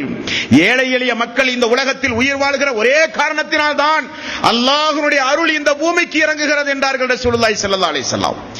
ஏழை எளியவர்கள், பாவப்பட்ட மக்களுக்கு கொடுக்கிற அருளைத்தான் வசதி படைத்த நீங்கள் அனுபவிக்கிறீர்கள் என்றார்கள் ரசூலுல்லாஹி ஸல்லல்லாஹு அலைஹி வஸல்லம். அந்த பாவப்பட்ட மக்களை கொஞ்சம் பாருங்கள். 2.5% ஜக்காத் வாரி வாரி கொடுங்கள். ஏழை எளிய மக்களுக்கு, ஏழை எளிய மக்களுடைய கண்ணீரை துடையுங்கள். 5000 ரூபாய், 10,000 ரூபாய் இருந்தால் ஒரு வைத்தியம் செய்து பொழைக்க முடியும் என்கிற நோய்வாய்ப்பட்ட மக்கள் நிறைய இந்த மனித சமுதாயத்திலே உண்டு. பாவப்பட்டவர்கள் உண்டு. வருகிற பெருநாள் போன்ற நல்ல நல்ல தினங்களுக்கெல்லாம் துணி எடுக்க முடியாத பாவப்பட்டவர்கள் எல்லாம் உண்டு. இந்த சாரமேட்டு பகுதியில் இருக்கிற வசதி படைத்தவர்கள் நினைத்தால் இங்கே இருக்கிற வறுமையை போக்க முடியும். அல்லாஹ் தஆலா அந்த அளவுக்கு வசதி படைத்த, பொருளாதார வசதி படைத்த, நல்லுள்ளம் படைத்தவர்களை எல்லாம் அல்லாஹ் இங்கே ஏற்பாடு செய்து வைத்திருக்கிறான். அது மட்டுமல்ல, அல்லாஹ்வுடைய பாதை, மார்க்கம், தௌஹீத், தௌஹீதுடைய வளர்ச்சி என்று வரும்பொழுது தாராள மனதோடு வாரி வாரி கொடுங்கள். அல்லாஹ் நிச்சயம், நீங்கள் உங்களுடைய வாழ்விலே பாருங்கள் தோழர்களே, ஜக்காத்து கொடுத்த யாராவது வறுமையை சந்தித்த சரித்திரம் உண்டுமா? வாரி வாரி கொடுக்க, கிணற்றிலே இருந்து ஊறுகிற தண்ணீரை போல வாரி வாரி கொடுக்க அது பெருகி கொண்ட வந்த சரித்திரம் தான் உண்டே தவிர, தர்மம் கொடுத்தேன் நான் ஏழையானேன், ஜக்காத்து கொடுத்தேன் வியாபாரம் நஷ்டமானது, பாதிக்கப்பட்டவர்களுக்கு உபகாரம் செய்தேன் வறுமை ஏற்பட்டது என்று சொன்ன மக்களை உங்களால் ஒரு மனிதனை காண்பிக்க முடியுமா? முடியாது. காரணம், அல்லாஹ் கொடுக்கிற வாக்கு. நீங்கள் அல்லாஹ்வுடைய பாதையில் 1 ரூபாய் செலவு செய்தால் அல்லாஹ் அதை கடனாக உங்களிடம் வாங்குகிறான். இலவசமாக அல்ல, கடனாக வாங்கி அதை எப்படி வளர்த்துகிறான் தெரியுமா? ஒரு குதிரை மைப்பாளன் ஒரு குதிரை குட்டியை எப்படி வளர்த்தி கண்ணுங்கருத்துமாக ஆளாக்குகிறானோ அதே போல அல்லாஹ்வுடைய பாதையில் நீங்கள் செலவு செய்யும் போது உங்களுடைய பொருளாதாரத்தை குதிரை குட்டி மைப்பாளன், குதிரை மைப்பாளன் வளர்ப்பதை போல அல்லாஹ் தஆலா உங்களுடைய பொருளாதாரத்தை வளர்க்குகிறான், திரும்ப உங்களிடத்திலே தருகிறான் என்கிறான் அல்லாஹ். அப்படி அப்துர் ரஹ்மான் இப்னு அவுஃப் அவருடைய வாழ்க்கையிலிருந்து நமக்கு ஒரு பாடம் தோழர்களே. நாளைய தினம் இனி ஒரு நபி தோழர், குடும்பமே அல்லாஹ்வுடைய பாதையில் தியாகம் செய்த ஒரு குடும்பம், அந்த குடும்பமே சொர்க்கத்திற்குரிய குடும்பம். அந்த வீட்டுக்குள், அந்த குடும்பத்தார்கள் வசிக்கிற வீட்டுக்குள் அல்லாஹ்வுடைய ரசூல் சென்றால் அல்லாஹ் தஆலா உடனே அற்புதங்களை நிகழ்த்துவான். அவருக்காக வேண்டி இறக்கப்பட்ட வசனங்கள், அவரை அல்லாஹ்வுடைய ரசூல் எந்த அளவுக்கு பாராட்டி சீராட்டி சொன்னார்கள். ஒவ்வொரு நபித்தோழரும் ஒவ்வொரு வகையான தியாகங்களை இந்த மனித சமுதாயத்திலே செய்திருக்கிறார்கள். ஒவ்வொரு நபித்தோழர்களுடைய பழக்க வழக்கங்களும், ஒவ்வொரு நபித்தோழர்களுடைய தியாகமும், ஒவ்வொரு நபித்தோழர்கள் இஸ்லாத்தை ஏற்ற பிறகு அவர்கள் தங்களுடைய வாழ்வை அமைத்துக் கொண்ட முறையும் நமக்கெல்லாம் நிறைய பாடம் உண்டு, படிப்பனை உண்டு. அந்த வரிசையில் மிகப்பெரிய பாடத்திற்கும் படிப்பனைக்கும் உரிய இன்னொரு நபித்தோழர் யார் என்பதை இன்ஷா அல்லாஹ் நாளை தினம் பார்ப்போம். எல்லாம் வல்ல அல்லாஹு தஆலா எதை பேசுகிறோமோ கேட்கிறோமோ அதன் அடிப்படையில் நம்முடைய வாழ்வை அமைத்து மரணிக்கின்ற நல்லவர்களாக அல்லாஹ் நம் அனைவர்களையும் ஆக்குவானாக. வ ஆகிரு தௌவானா அனில் ஹம்துலில்லாஹி ரப்பில் ஆலமீன்.